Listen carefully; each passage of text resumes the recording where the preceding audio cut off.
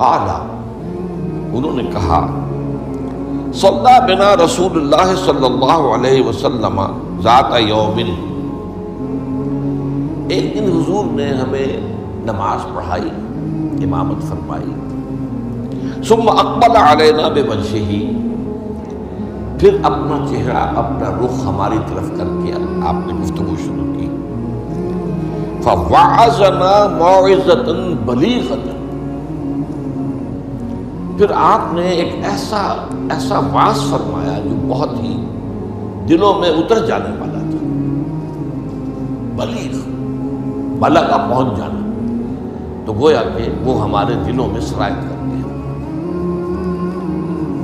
ذرفت منہ العیون، اس کی تاثیر اس طرح یہ ہوئی کہ ہماری آنکھوں میں آنسو ابل آئے، بہہ پڑی ہماری آنکھیں، ووجلت منہ القلوب،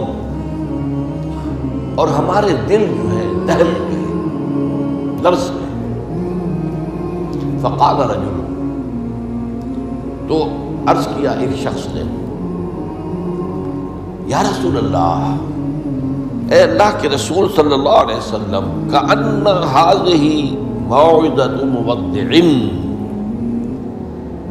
یہ تو ایسا محسوس ہو رہا ہے کہ آپ کا یہ وعظ وداع کرنے والے کا وعظ ہے، یعنی کہ گویا کہ آپ ہم سے رخصت ہونے والے ہیں۔ معلوم ہوتا ہے کہ یہ آخری وعظ ہے جو آپ نے ارشاد فرمایا، اس درجے کا بلیغ اور مؤثر وعظ آپ نے، اور دلوں میں کھپ جانے والا، جس سے آنکھوں میں آنسو کے جو دریا بہنے لگے اور دل جو ہے دہل گئے۔ تو کأن ھذہ موعظۃ مودع، وداع کرنے والا، مودع، تو جیسے وہ جاتے ہوئے آخری وقت میں نصیحت کرتا ہے، آپ کی معلوم ہوتا ہے ایسی نصیحت ہے۔ فأوصنا، تو ہمیں ذرا مزید وصیت فرمائیے کہ آپ ہمیں کیا تاکید کر رہے ہیں، اگر یہ واقعی آپ کا اس دنیا سے رخصتی کا وقت قریب آ گیا ہے تو پھر ہمیں وہ باتیں بتائیے کہ جن کی ہمیں سب سے زیادہ ضرورت ہوگی۔ اب یہاں سے حضور کا قول شروع ہو رہا ہے۔ فقال، حضور نے فرمایا، اوصیکم بتقوی اللہ، سب سے پہلے تو میں وصیت کرتا ہوں تمہیں اللہ کا تقوی اختیار کرنا۔ تقوی کے معنی بہت مرتبہ بیان ہو چکے ہیں، بچنا، اور یہ تقوی ایک دنیا کا ہے، ایک آخرت کا ہے۔ دنیا میں معصیت سے بچنا، گناہوں سے بچنا، اللہ کی نافرمانی سے بچنا، شریعت کے حدود سے تجاوز کرنے سے بچنا، یہ بچنا ہے، بچ کر چلنا۔ جیسے کہ کسی گھنے جنگل میں سے گزرنا پڑے انسان کو، اور وہاں کوئی پگڈنڈی بھی نہیں، کوئی راستہ بنا ہوا نہیں، اونچی گھاس ہے اور درخت ہے، اور اگر وہ امیزون کا ٹاس ہو یا کانگو کا ٹاس ہو تو درختوں سے لٹکے ہوئے بھی سانپ موجود ہیں۔ تو اب ظاہر بات ہے کہ آدمی کس طرح چوکنا ہو کر پھونک کر قدم رکھے گا، کہیں ایسا نہ ہو کہ کوئی سانپ کنڈلی مارے بیٹھا ہو اور میرا پاؤں اس پر پڑ جائے، یا اور کسی موذی جانور کا کوئی بھٹ ہو، کوئی بل ہو اور اس میں میرا پاؤں پڑ جائے۔ تو یہ بچ کر چلنا کہ لو سانس بھی آہستہ کہ نازک ہے بہت کام، آفاق کی اس کارگہ شیشہ گری کا، ہر سانس کا لحاظ رکھو۔ تو سب سے پہلے تو اوصیکم بتقوی اللہ، نمبر 2 والسمع والطاعۃ، ایک نظم جماعت جو ہے، تمہاری اجتماعیت، صاحب بات ہے میرے بات خلافت ہوگی، ابھی تو تم میری بات مان رہے ہو، میں اللہ کا رسول بھی ہوں، لیکن اب میرے بعد رسول تو نہیں ہوگا، نبی تو نہیں ہوگا، خلیفہ ہوگا، لیکن اس کے لیے بھی سمع و طاعت، اس کا حکم سننا اور ماننا، تاکہ رکھنے نہ پڑے، جماعتی زندگی افتراق نہ ہو۔ اس لیے کہ ظاہر بات ہے کہ United you stand, divided you fall, جب ڈویژن ہو جائے، اختلاف ہو جائے تو پھر ظاہر بات ہے زوال آ جائے، اور یہ ہوا ہے۔ حضرت عثمان رضی اللہ تعالیٰ عنہ کی شہادت کے بعد سے وہ ڈویژن ہو گئی، شیعان عثمان، شیعان علی، اور پھر آپ کو معلوم ہے خانہ جنگی میں حضرت علی رضی اللہ تعالیٰ عنہ کا جو پورا عہد خلافت جو ہے وہ خانہ جنگی کی نظر ہو گیا۔ 1 لاکھ کے قریب مسلمان جو ہے ایک دوسرے کی تلواروں اور تیروں اور نیزوں سے ختم ہو گئے۔ ظاہر بات ہے کہ پھر سوال تو شروع ہو ہی جاتا تھا۔ فرمایا والسمع والطاعۃ وإن كان عبدا حبشيا، خواہ تمہارا خلیفہ تمہارا امام چاہے ایک حبشی غلام ہو، یہ نہ سمجھنا کہ تم برتر ہو، اعلیٰ ہو، وہ ادنا ہے، وہ گھٹیا ہے، نہیں، حبشی غلام بھی ہو تم۔ فإنه من يعش منكم بعدي فسيرى اختلافا كثيرا، اس لیے کہ تم میں سے جو بھی میرے پاس زندہ رہے گا وہ بہت کثرت کے ساتھ اختلاف دیکھے گا کہ مسلمانوں میں اختلاف ہو جائے۔ اختلاف تو حضرت ابوبکر کے زمانے بھی ہوا، بس بات ہو گئی، اختلاف رائے ہو گیا، پھر فیصلہ ہو گیا، پھر سب عمل کر رہے ہیں۔ ایسا تو کبھی ہو ہی نہیں سکتا انسانی معاملات میں اختلاف نہ، لیکن اختلاف میں شدت ہو جائے، میری بات لازم مانی جائے، یہ وہ چیز ہے۔ ایجاب کل ذی رائے برائے ہی، کہ ہر شخص جو صاحب رائے ہے وہ اپنی رائے پہ اڑ جائے اور اسی کو اچھا سمجھے، تو پھر جماعت کیسے چلے گی؟ جماعت میں ظاہر بات ہے کہ کثر و انکسار کرنا پڑتا ہے، اپنی رائے کو پیچھے ڈالنا پڑتا ہے، امیر کی رائے کو ماننا پڑتا ہے۔ تو فرمایا فَإِنَّهُ مَن يَعْشُ مِنكُم بَعْدِي فَسَيَرَىٰ اخْتِلَافًا كَثِيرًا۔ اب وہ آیا جو اس موضوع سے متعلق ٹکڑا ہے، فَعَلَيْكُمْ بِسُنَّتِي وَسُنَّتِ الْخُلَفَاءِ الرَّاشِدِينَ الْمَهْدِيِّينَ، تو تم پر واجب ہے کہ میری سنت کو پکڑے رکھنا اور میرے خلفائے راشدین کی سنت کو پکڑے رکھنا، یہ تاکید ان کی سنت کو مضبوطی کے ساتھ تھامے رکھنا۔ المہدیین، یہ جو خلفائے راشدین ہوں گے یہ مہدی ہوں گے، مہدیین ہدایت یافتہ ہوں گے۔ تمسکوها وعضوها بالنواجذ، دیکھو میری سنت کو اور میرے خلفائے راشدین کی سنت کو اپنے دانتوں سے پکڑ کر رکھو۔ یہ کچلیوں کے دانت جو ہوتے ہیں کسی شے کو پکڑنے کے لیے، درندوں میں آپ کو معلوم ہے یہ لمبی ہوتی ہیں کچلیاں، یہ چونکہ زندہ گوشت کو پھاڑنا ہوتا ہے، زندہ جانور کو یہ کچلیاں ہی ہوتی ہیں جو ان کو پھاڑتی ہیں، یہ دانت آگے کے دانت یہ کام نہیں کر سکتے۔ ہمارے ہاں چونکہ اب انسان جو ہے کچا گوشت نہیں کھاتا تو کچلیوں کی اتنی ضرورت نہیں ہے، تو چھوٹی رہی ہے، نشان تو ہے۔ تو فرمایا عضوا علیہا بالنواجذ، اپنی کچلیوں سے دانتوں سے اسے پکڑ لو۔ وَإِيَّاكُمْ وَالْمُحْدَثَاتِ الْأُمُورِ، اور دیکھو ہرگز نئے پیدا ہونے والے معاملات کی پیروی نہ کرنا، یہ بدعت ہے۔ میں پچھلی مرتبہ بیان کر چکا ہوں، بدعت اور محدثہ، بدعہ محدثہ یہ ہم مانی الفاظ ہیں۔ وَإِيَّاكُمْ وَالْمُحْدَثَاتِ الْأُمُورِ فَإِنَّ كُلَّ مُحْدَثَةٍ بِدْعَةٌ وَكُلَّ بِدْعَةٍ ضَلَالَةٌ، اس لیے کہ ہر نئی پیدا شدہ چیز بدعت ہے اور ہر بدعت گمراہی ہے۔ میں نے اس اعتبار سے آپ کو یاد ہوگا کہ بدعت کے جو اسباب پیدا ہیں وہ بھی کل پچھلی مرتبہ بیان کیے تھے۔ بدعت کا ایک سبب یہ ہوتا ہے کہ جب دین کا ہماگیر تصور سامنے نہیں رہتا، دین کے ہماگیر تصور میں عبادات بھی ہیں، معاملات بھی ہیں، اور معاملات کی اہمیت زیادہ ہے۔ معاملات کی کوتاہی کو اللہ معاف نہیں کرے گا، عبادات کی کوتاہی کو اللہ معاف کر دے گا۔ وہ تو اللہ کے لیے ہے نا، تو اللہ تعالیٰ تو بہت معاف فرمانے والا ہے۔ یہ انسانوں کا حق اللہ کیسے معاف کرے گا؟ آپ نے کسی کا حق مارا ہے تو اس کا حساب کتاب تو ہو کر رہے گا، یا تو آپ کے کچھ برے اعمال، اس کے کچھ برے اعمال گناہ آپ کے حساب میں آئیں گے، اور یا آپ کی کچھ نیکیاں ہوں گی تو وہ دے دی جائے گی اس کو جس کا کہ حق آپ نے مارا۔ وہ گیو اینڈ ٹیک وہاں ہوگا، کریڈٹ ڈسکریڈٹ جو ہے وہ ہوگا، کریڈٹ اور ڈیبٹ وہ ہو کر رہے ہیں۔ اب تیسری چیز اور ہے، عبادات، معاملات، اور سب سے اوپر اللہ کے دین کو غالب کرنے کی جد و جہد۔ یہ ہم نے حضرت معاذ کی حدیث میں پڑھا ہے، وَضَرْبَتِ السَّلَامُ مِنْ الْجِهَادُ فِي سَبِيلِ اللَّهِ۔ اسلام ایک درخت کے مانند ہم نے دیکھا، وہاں حضور نے مثال دی، اس کی جڑ ہے وہ تو ہے شہادت لا الہ الا اللہ وان محمد رسول اللہ، ایک تنا ہے اقام الصلاۃ و ایتاء الزکات و ضربۃ السلام منہ، اور آپ کو معلوم ہے کہ اصل جو درخت سے مخلوق ہوتا ہے وہ تو اوپر ہوتا ہے۔ ٹھیک ہے، بعض درختوں کی لکڑیاں بھی کام میں آ جاتی ہیں، جلا کے بھی لیتے ہیں یا اس سے فرنیچر بن جاتا ہے، لیکن اصل جو ہے پودا لگایا ہے تو پھول کے لیے، پودا لگا درخت لگایا تو آم کے لیے، وہ کہاں ہوتا ہے؟ وہ تو جڑ میں تو نہیں لگتا، وہ تنے پر نہیں لگتے، وہ تو اوپر۔ تو وہ جو چوٹی ہے وہ جہاد فی سبیل اللہ ہے۔ اب کچھ لوگوں کی زندگی سے یہ جہاد خارج، انہیں تصور ہی نہیں کہ یہ بھی کوئی فرض ہے، باطل کے نظام کے تحت آرام سے رہ رہے، پاؤں پھیلا کر سوتے ہیں، اپنا پروفیشن، اپنا کاروبار، اپنا دھندا، انہیں اس سے غرض ہی نہیں کہ ہو کیا رہا ہے ماحول میں، اللہ کے دین کو کیسے اس کی دھجیاں بکھیری جا رہی ہیں، شریعت کو کیسے پامال کیا جا رہا ہے،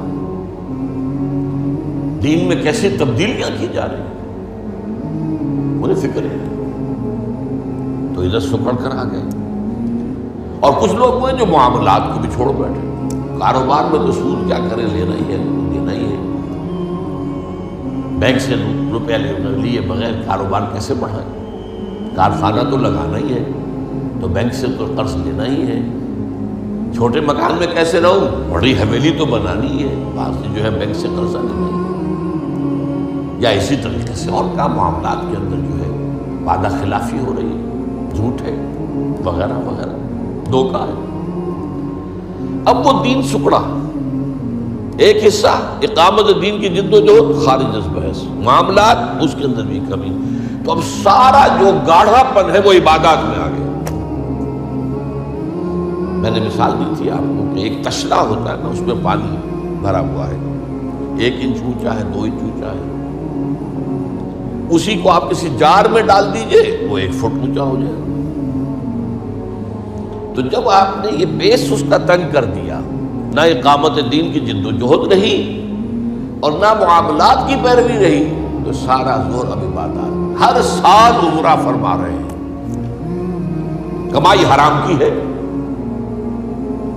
کچھ لوگ ہیں بڑے فخر سے کہتے ہیں ہر سال حج کو جاتا ہوں، اور میرا مصلی مقرر ہے پہلی صف کے اندر، وہاں شرطوں کو رشوت دیتے ہیں اور وہ ان کے مصلی محفوظ رکھتے ہیں، سمجھتے بڑی نیکی کا کام کرتے۔ حالانکہ دیکھیے، میں خاص طور پر آپ کو بتا دوں، حضور صلی اللہ علیہ وسلم نے جو عمرہ قضا تھا صلح حدیبیہ کے بعد ہوا، اس کے بعد کوئی عمرہ نہیں کیا۔ سن 8 ہجری میں مکہ فتح ہو گیا، اس کے بعد تو آپ بادشاہ تھے، اب کون روکنے والا تھا؟ کوئی عمرہ نہیں۔ وہ ساری جد و جہد دین کو غالب کرنے کے لیے ہو رہی ہے،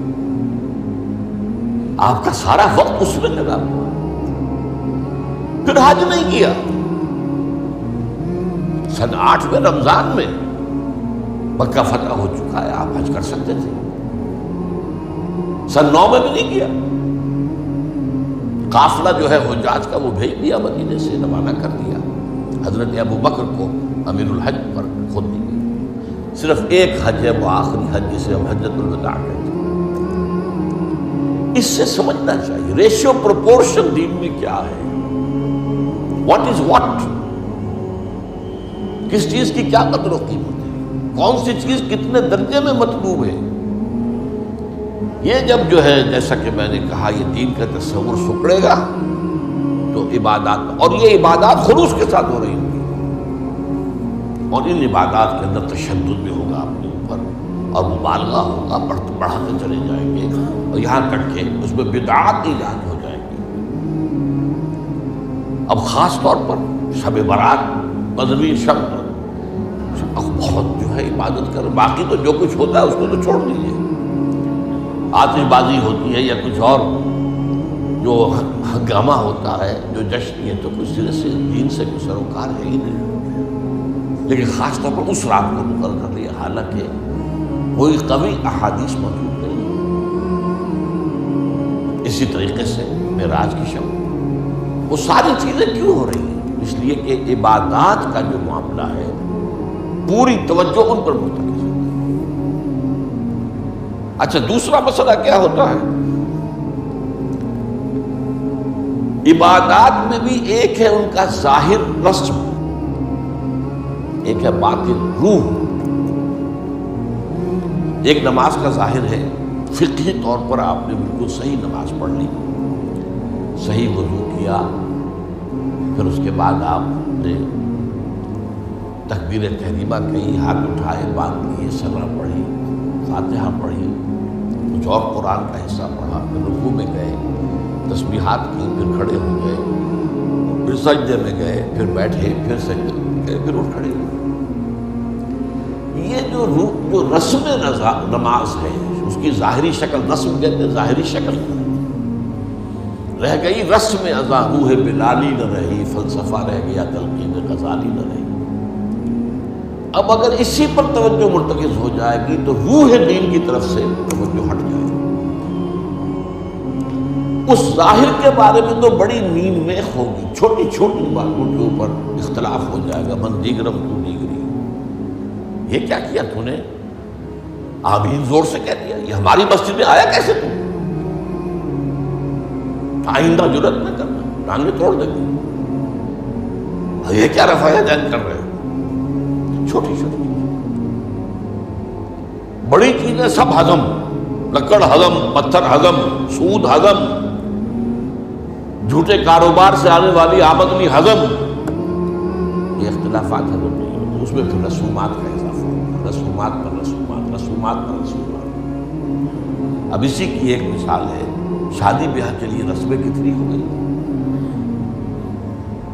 ہم نے تحریک شروع کی، اللہ کا شکر ہے، کچھ چرچا ہے، بھائی نکاح مسجد میں کرو، لڑکی والوں کے ہاں کوئی دعوت طعام اس کا ثبوت نہیں ہے۔ دعوت طعام ایک ہے اور وہ دعوت ولیمہ ہے لڑکے کی طرف سے، اس کا گھر آباد ہوا ہے، وہ اپنی خوشی منائے، سیلیبریٹ کرے اپنے دوستوں، یہ ثابت ہے، اس کی تاکید ہے۔ باب الولیمہ حدیث کی کتابوں کی طرف پورا باب ہے، باقی اور کوئی نہیں۔ اب یہ ہمارے ہاں بارات چڑھ رہی ہے اور پہلے سرا بن رہا ہے اور پھر وہاں کچھ پیسے پیش کیے جا رہے ہیں، پھر وہ بارات گئی ہے جتھا بن کر، اور وہ لڑکی والوں کے ہاں جو ہے وہاں نکاح ہوا ہے اور وہاں پھر وہ کھانے کھائے جا رہے ہیں، ان میں جو آپ کو معلوم ہے اسراف ہو رہا ہے، جو کھانا جو ہے برباد ہو رہا ہے جس طریقے سے کھاتے ہیں، یہ ساری چیزیں۔ اور پھر کتنی دعوتیں ہوتی ہیں، مہندی کی دعوت ہو رہی ہے، مہندی کی رسم ہو رہی ہے، ابھی تو تاریخ لینے جا رہے ہیں لڑکی والوں کے ہاں، وہ دعوت ہو رہی ہے، جشن ہو رہا ہے، پر ہوتا کہاں ہے یہ؟ ان لوگوں کی حرام کی کمائی جو ہے، جن کے پاس انبار اس کے ہیں، وہ اپنی دولت کے اظہار کے لیے یہ سارے کام کرتے ہیں، اور اس کا نام تبذیر ہے، قرآن مجید کی اصطلاح تبذیر۔ ان المبذرین کانوا اخوان الشیاطین، یہ جو پیسے لٹانے والے ہیں اپنے نام و نمود کے لیے، شہرت کے لیے، دکھاوے کے لیے، یہ شیطانوں کے بھائی ہیں۔ نتیجہ کیا نکلتا ہے؟ آپ کے پاس تو دولت کے انبار تھے، آپ نے کیا، ایک غریب آدمی کی مصیبت ہو گئی، وہ کیا کرے؟ میری بیٹی کیا کہے گی؟ میری شادی پر میرا باپ یہ بھی نہیں کر سکا۔ وہ کھاتے پورے کرتے ہیں جس طرح بھی ہو، کچھ بھی، کہیں حرام سے کمائیں، کہیں چوری کریں، کہیں ڈاکہ ڈالیں، کہیں رشوتیں لیں، جس کے ہاں چند بیٹیاں ہو جائیں اس کی نیندیں حرام ہو جاتی ہیں، جبکہ اسلام کا اصول یہ ہے شادی میں لڑکی والوں کا ایک پیسہ بھی خرچ نہیں ہونا چاہیے۔ مہر لڑکا دے گا، محفل نکاح میں چھوارے لائے یا کچھ اور لائے، ٹافیاں لائے، کچھ آئے، منہ میٹھا کرانے کے لیے لڑکا لائے گا، ولیمہ لڑکا کرے گا، لڑکی والوں کا تو خرچ ہی نہیں، نہ جہیز کا کوئی تصور اسلام میں۔ لیکن ہمارے یہاں سارا معاملہ الٹا ہے۔ تو یہ ہے اصل میں جو اسباب ہوتے ہیں۔ اس میں میں نے ایک چیز آپ کو اور بتائی تھی، جہاں کوئی بدعت آئے گی وہاں سے کوئی سنت غائب ہو جائے گی۔ حدیث سنانے سے رہ گئی تھی، ما احدث قوم بدعۃ الا رفع مثلها من السنت۔ رواہ احمد رحمہ اللہ۔ کوئی قوم بھی کوئی بدعت ایجاد نہیں کرتی مگر یہ کہ اس کی جگہ سے سنت اٹھ جاتی۔